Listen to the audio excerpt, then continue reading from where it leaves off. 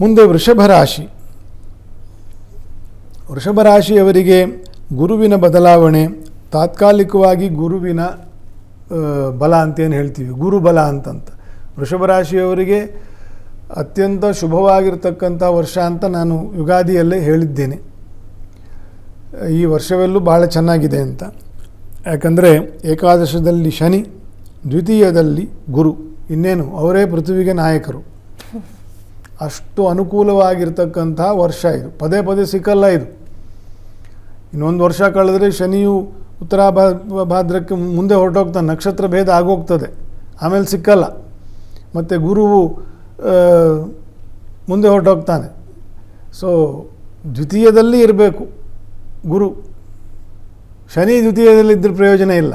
ಗುರು ದ್ವಿತೀಯದಲ್ಲಿರಬೇಕು, ಶನಿ ಏಕಾದಶದಲ್ಲಿರಬೇಕು. ಅಂದರೆ ಕಾಟ ಕೊಡೋನು 11ನೇ ಮನೇಲಿರಬೇಕು, ಒಳ್ಳೆ ಫಲ ಕೊಡೋನು 2ನೇ ಮನೇಲಿರಬೇಕು. ಇದ್ರ ಬ್ಯೂಟಿ ಅರ್ಥ ಮಾಡ್ಕೊಳ್ಬೇಕು ಜನ. ಅಂತಹ ಒಂದು ವರ್ಷ ಇದು ವೃಷಭ ರಾಶಿಯವರಿಗೆ. ತುಂಬ ಒಳ್ಳೆಯ ಸಮಯ ಹೇಳಿದ್ರಿ ವೃಷಭ ರಾಶಿಯವರಿಗೆ. ಇದನ್ನ ಅವ್ರು ಯಾವ ರೀತಿ ಉಪಯೋಗ ಪಡ್ಕೋಬಹುದು? ನಾನಾ ಅವಕಾಶಗಳು ಇವಾಗ ಸ್ವಲ್ಪ ಕಡಿಮೆ ಆಗ್ತದೆ ಇದೊಂದು ತಿಂಗಳು ಅಂತಂತ. ಯಾಕಂದರೆ ಗುರುವಿನ ಬಲ 2ನೇ ಮನೆಯಿಂದ 3ನೇ ಮನೆಗೆ ಹೋಗ್ತದೆ. ತೃತೀಯವು ಅರಿಷ್ಟ ಸ್ಥಾನ ಅಂತ ಗುರುವಿಗೆ. ಉಚ್ಚಾದ್ರಿಂದ ಅಂಥ ದೋಷಗಳೇನು ಬರೋದಿಲ್ಲ. ಅಲ್ಪ ಕಾಲದಲ್ಲಿ ನಿಮಗೆ ಇರ್ತಕ್ಕಂಥ ಕೆಲವು ಶುಭ ಕಾರ್ಯಗಳಿಗೆ ಒಂದು ಸ್ವಲ್ಪ ಡಿಲೇ ಆಗಬಹುದು ಗುರುವಿನ ಬಲ ಇಲ್ಲದೇ ಇರೋದರಿಂದ.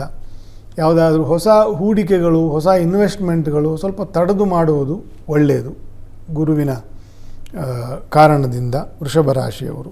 ಅದರ್ವೈಸ್ ತಿಂಗಳು ಭಾಳ ಒಳ್ಳೆಯದಿದೆ. ಪಂಚಮದಲ್ಲಿ ರವಿ, ಷಷ್ಠದಲ್ಲಿ ಸಂಚಾರ ಮಾಡ್ತಕ್ಕಂಥದ್ದು ಇದೇ ತಿಂಗಳು ಸಿಗ್ತದೆ ವೃಷಭ ರಾಶಿಯವರಿಗೆ. ಮೇಷರಾಶಿಯವರಿಗೆ ಸೀತಾರಾಮರ ಆರಾಧನೆಯನ್ನು ಹೇಳುವುದು ಬಿಟ್ಟು ಹೋಗಿದೆ. ಮೇಷ ಮತ್ತು ವೃಷಭ ರಾಶಿಯವರು ಸೀತಾರಾಮರು ಮತ್ತು ಹನುಮಂತ ದೇವರ ವಿಶೇಷ ಆರಾಧನೆಯನ್ನು ಮಾಡಿಕೊಳ್ತಕ್ಕಂಥದ್ದು. ಗ್ರಹ ಬದಲಾವಣೆಗೆ ಅಥವಾ ಶನಿಯ ದೋಷಕ್ಕೆ ಅಥವಾ ದೇವತಾ ಅನುಗ್ರಹ ಇಲ್ಲದೇ ಇರಬೇಕಾದರೆ ಸೀತಾರಾಮರನ್ನು ಪೂಜಿಸಬೇಕು ಅಂತಂತ. ಗುರುಬಲ ಇಲ್ಲದೇ ಇರಬೇಕಾದ್ರೆ, ಗ್ರಹರು ಬದಲಾವಣೆ ಆಗುವಂಥ ತಿಂಗಳಿದ್ದರೆ ಸೀತಾರಾಮರ ವಿಶೇಷ ಆರಾಧನೆಯನ್ನು ಮಾಡೋದು. ಸ್ತೋತ್ರ ಏನಾದರೂ ಇದೆಯಾ? ಮನಸ್ಸಿಗೆ ಸಮಾಧಾನ. ರಾಮನ ಸ್ತೋತ್ರವು ಬಹಳ ವಿಶೇಷ. ಎಲ್ಲ ಸ್ತೋತ್ರಗಳಿಗಿಂತ ರಾಮಾಯ, ರಾಮಭದ್ರಾಯ, ರಾಮಚಂದ್ರಾಯ ವೇಧಸೆ, ರಘುನಾಥಾಯ, ನಾಥಾಯ, ಸೀತಾಯಾ ಪತಯೇ ನಮಃ, ಈ ರೀತಿಯ ಅನೇಕ ಸ್ತೋತ್ರಗಳು ರಾಮನ ವಿಷಯದಲ್ಲಿ ಉಂಟು. 2 ಲೈನಿನ ಸ್ತೋತ್ರವನ್ನು. ಎಲ್ಲದಕ್ಕಿಂತ ವಿಶೇಷ ಕಲಿ ಸಂತರಣ ಮಂತ್ರ ಅಂತ ಕರಿತೇವೆ. ಹರೇ ಕೃಷ್ಣ ಮಂತ್ರ ಅಂತಂತೇನು ಪ್ರಸಿದ್ಧಿ ಇದೆ. ಅದನ್ನು ಭಾಗವತದಲ್ಲಿ ಕಲಿ ಸಂತರಣ ಮಂತ್ರ ಅಂತ, ಕಲಿದೋಷವನ್ನು ನಿವಾರಣೆ ನಾಶ ಮಾಡ್ತಕ್ಕಂತಹ ಮಂತ್ರ.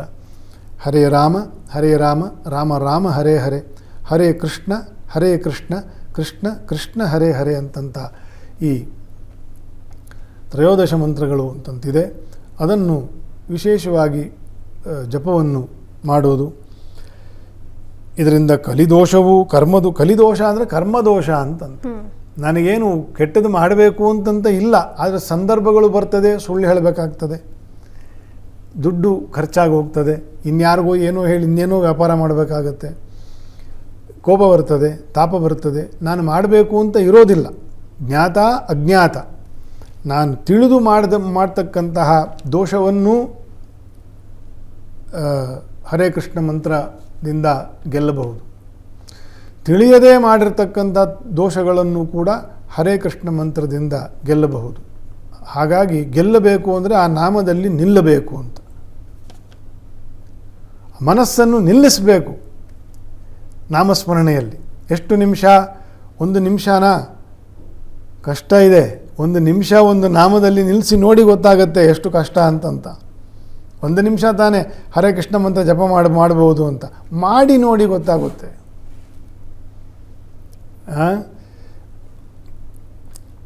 ಮನಚಂಚಲದಿ ತಪವ ಮಾಡಲು ಅಶಕ್ಯವು, ಮನಚಂಚಲದಿ ತಪವ ಮಾಡಲು ಅಶಕ್ಯವು, ಧನವು ಶುದ್ಧಿ ಇಲ್ಲದೆ ದಾನವು ವೃಥಾಯವು. ಮಿಥುನ ರಾಶಿಯ ಬಗ್ಗೆ ಈ ಹೇಳೋದಾದ್ರೆ ರೀತಿಯ ದೋಷಗಳೆಲ್ಲ ಇರೋದರಿಂದ ಮನಃಶುದ್ಧಿ ಇಲ್ಲ, ದ್ರವ್ಯ ಶುದ್ಧಿ ಇಲ್ಲ, ಹಾಗಾಗಿ ಮನಸ್ಸು ಒಂದು ಕಡೆ ನಿಲ್ಲಲ್ಲ ಅಂತ ಹೇಳ್ತಾರೆ ದಾಸರು. ಹಾಗಾಗಿ ನಾಮಸ್ಮರಣೆಯ ವಿಶೇಷಕ್ಕೋಸ್ಕರ ಅದನ್ನು ಒಂದು ಉದಾಹರಣೆ ಹೇಳಿದೆ.